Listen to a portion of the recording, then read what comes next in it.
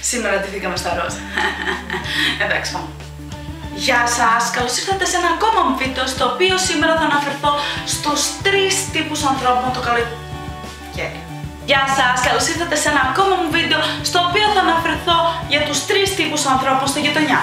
Σύμφωνα και με τους κοινωνιολόγους, η γειτονιά είναι από τις πρώτες κοινωνικές ομάδες στις οποίες εντασσόμαστε ήδη από πολύ μικρή ηλικία. Στα 18 χρόνια της ζωής μου, μιλάμε για πολλή εμπειρία, έχω παρατηρήσει πολλά και ήθελα σήμερα να σας τα παρουσιάσω. Η πρώτη και κύρια κατηγορία είναι η κουτσομπόλα. Στην κατηγορία αυτή ανήκουν συνήθως γυναίκες. Ωστόσο, αυτό δεν σημαίνει ότι οι άντρες δεν πεθαίνουν για κουτσομπολιό. Ή μάλλον, όχι, για κοινωνικό σχολιασμό. Είναι τα άτομα που ξέρουν τα πάντα για τον καθένα από εμάς ξεχωριστά. Ακόμα κι αν είσαι η Μαρία, η αδερφή του ξαδέρφου του θείου του Δημήτρη. Ξέρουν πού θα πας, με ποιον θα πας και τι ώρα θα γυρίσεις. Ακόμα κι αν δεν έχεις επιστρέψει σπίτι σου. Και όταν όλες οι κουτσομπόλες μαζευτούν μαζί, είναι σαν μια μυστική οργάνωση που προσπαθεί να πιάσει τον πιο δημοφιλή εγκληματία. Άμα το δούμε όμως από τη θετική πλευρά, είναι σαν ένα είδος προστασίας για τη γειτονιά.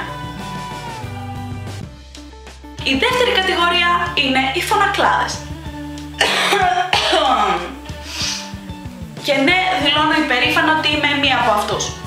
Είναι τα άτομα που δεν τους ενδιαφέρει η ηρεμία σου, οι ώρες ποινής ησυχίας ή κάτι τέτοιο.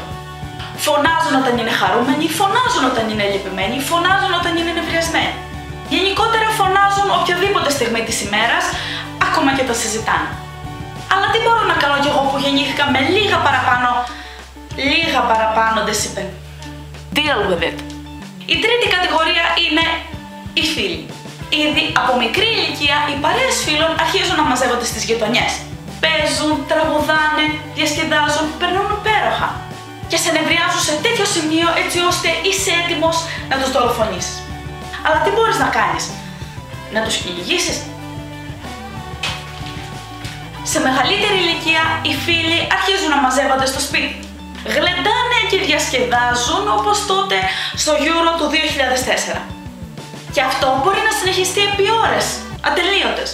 Ειδικά άμα μένεις σε πολυκατοικία, μπορεί να το ξενυχτήσεις κιόλας. Αλλά, υπομονή. Αυτό ήταν το βίντεο μου, ελπίζω να σας άρεσε. Εάν σας άρεσε, κάντε like και εγγραφή στο κανάλι μου. Την επόμενη εβδομάδα δεν θα μπορέσω να ανεβάσω βίντεο, οπότε θα τα πούμε σε 2 εβδομάδες. Μέχρι τότε, bye!